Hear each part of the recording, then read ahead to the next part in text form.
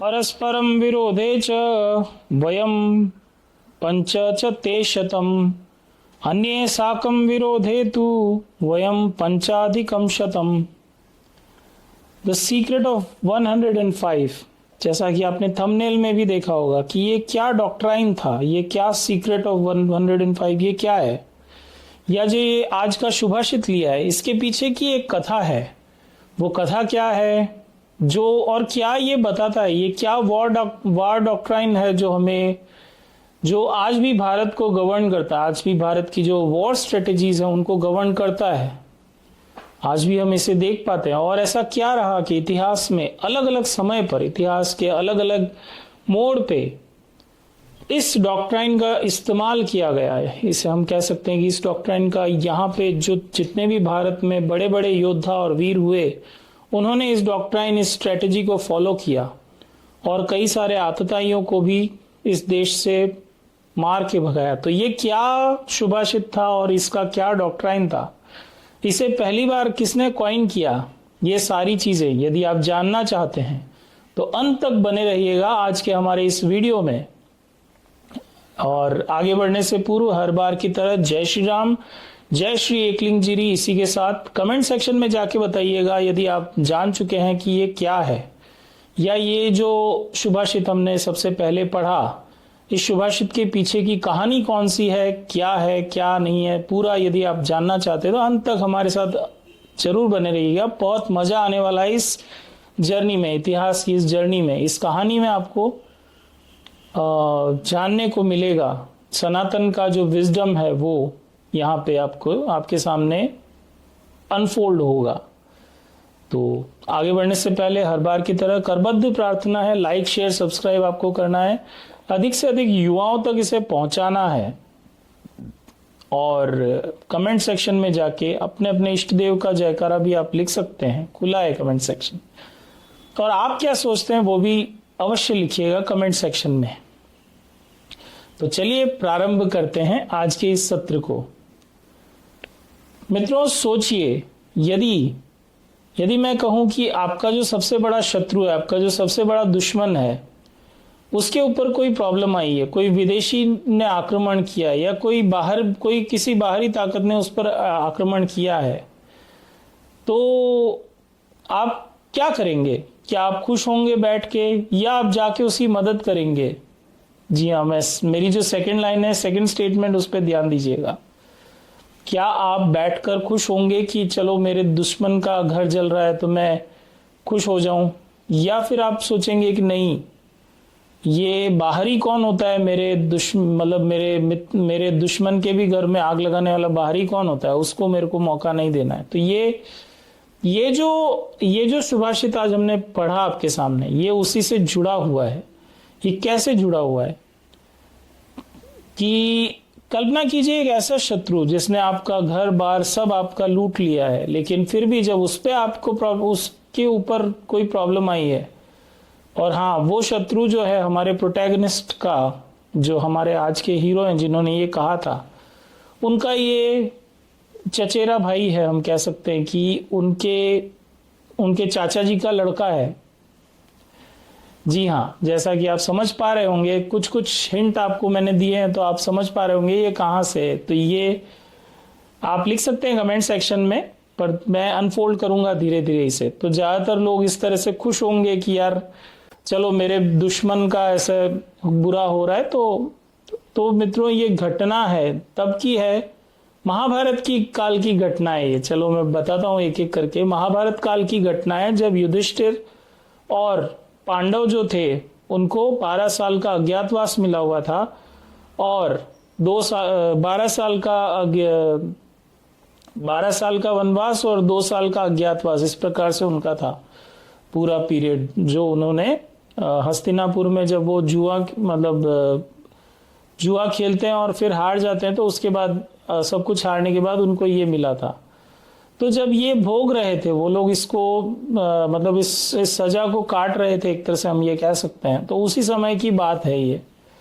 तो कुछ घटनाएं ऐसी हुई, कुछ ऐसे समाचार भीम को मिले, और भीम बहुत प्रसन्न होता है कि चलो जो दुर्योधन है इसको किसी ने एबडक्ट कर लिया।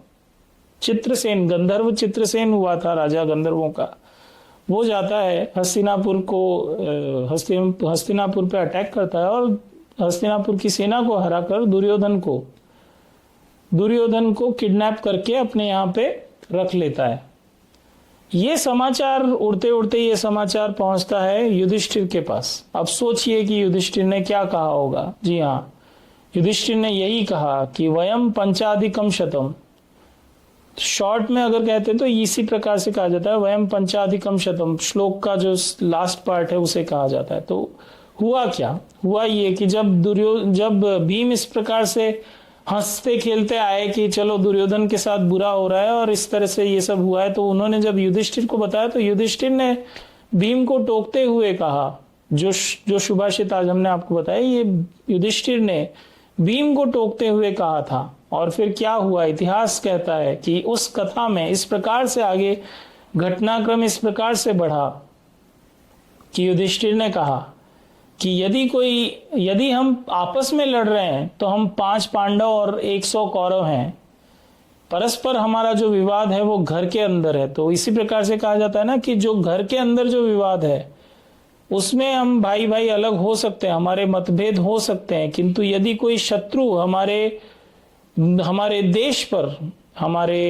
देश पर अटैक करता है, या कोई एनिमी हमारा जो कॉमन एनिमी है, या जिसे हम कह सकते हैं जो हमारे कुल का नाश कर सकता है, तो ऐसे एनिमी के लिए हम 105 हैं, ये युधिष्ठिर ने कहा था। तो ये पूरी कथा थी इस प्रकार की। अब आगे क्या होता है कि जैसा कि मैंने आपको बताया कि पांडवों का वनवास था और दुर्योधन ने लालच के कारण उनको मजबूर कर दिया था दर दर भटकने के लिए।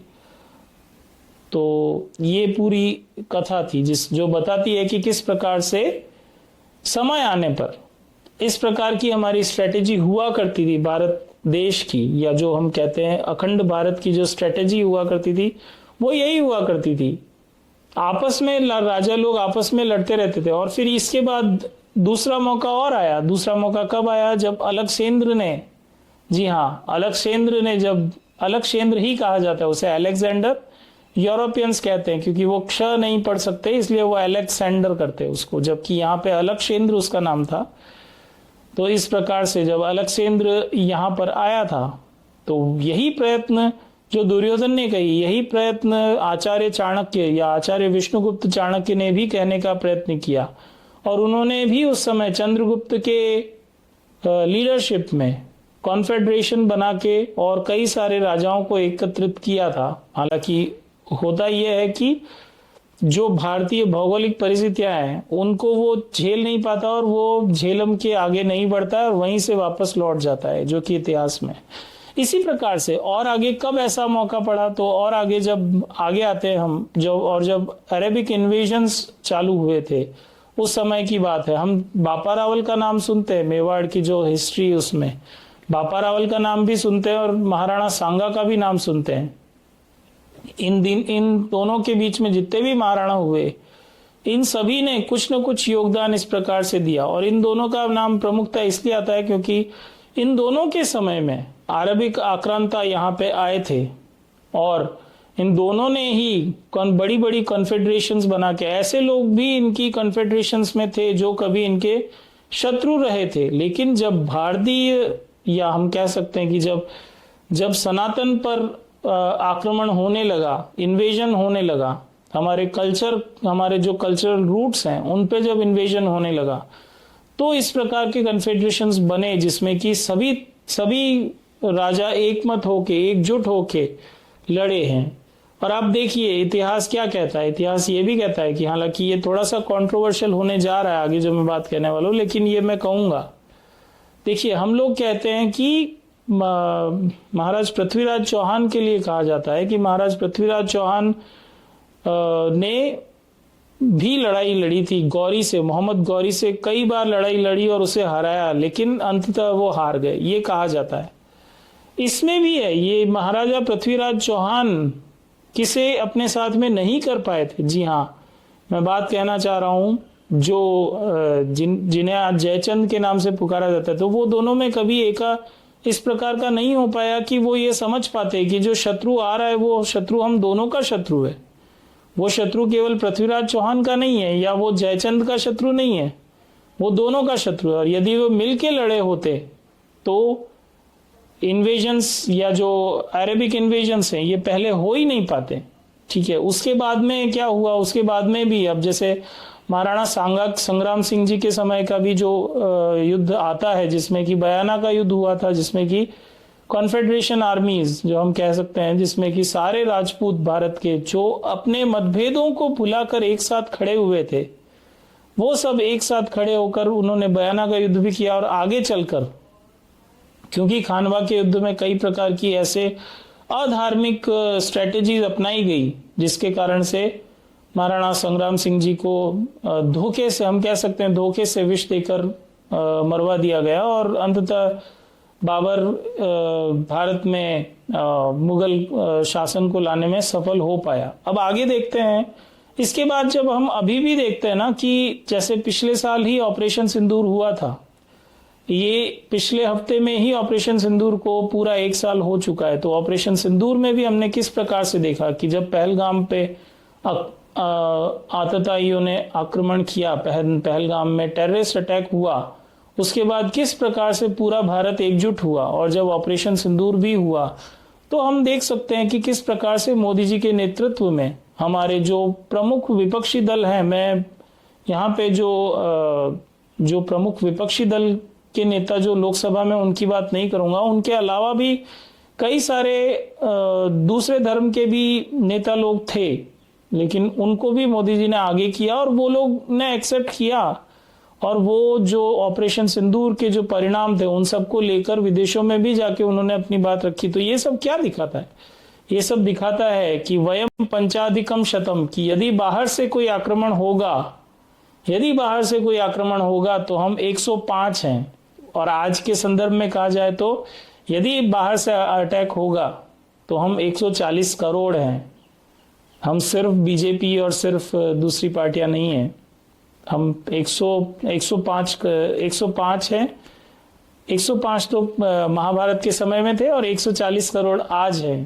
तो यही आज का सुभाषित था और यही एक इंटरेस्टिंग कहानी इसके पीछे की थी कि किस प्रकार से फिर युधिष्ठिर वहां जाते हैं और गंधर्व सेन को, गंधर्व जो थे, राजा चित्रसेन जो गंधर्वों का राजा था, उसे बुरी तरह पराजित करते हैं और फिर दुर्योधन को वहां से मुक्त कराते हैं। तो सीख जो है, मोरल जो लर्निंग है वो यही है कि we should think beyond, we should think at the मतलब हमारा जो स्कोप है, देखने का जो स्कोप है वो वाइडर होना चाहिए। अगर हम नैरो थिंकिंग में रखते, जो भीमसेन ने कही वो बात बहुत ही नैरो माइंडेड थी कि ठीक है आज हम दुर्योधन परेशान है, आज दुर्योधन के ऊपर ये सब हुआ है, कल को मतलब दुर्योधन एक पिलर है, अगर वो पिलर गिर गया तो उसके बाद वो जो आतताई जिसने दुर्योधन को हराया है वही खतरा जो है वो खतरा पांडवों पे भी आएगा। यही सोच, इसी सोच की वजह से युधिष्ठिर ने दुर्योधन ऐसे समय में दुर्योधन का साथ दिया और उसे मुक्त करवाया। हालांकि बाद में ये सब महाभारत से पहले हुआ, इस सब के बाद में महाभारत भी हुई।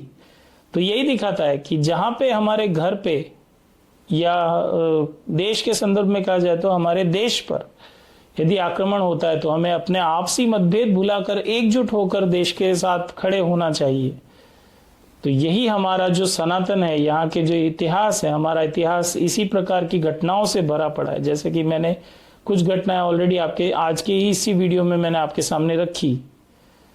तो यही हमारी लर्निंग है, यही सनातन की इसी प्रकार की लर्निंग्स हैं। इसी प्रकार के हर एक सुभाषित के पीछे कोई ना कोई एक कथा होती है। तो हमारा ये प्रयत्न रहेगा कि इसी प्रकार के हर एक सुभाषित के साथ जो जुड़ी हुई घटनाएं हैं, जो कहानियां हैं, वो हम आपके सामने प्रस्तुत करें।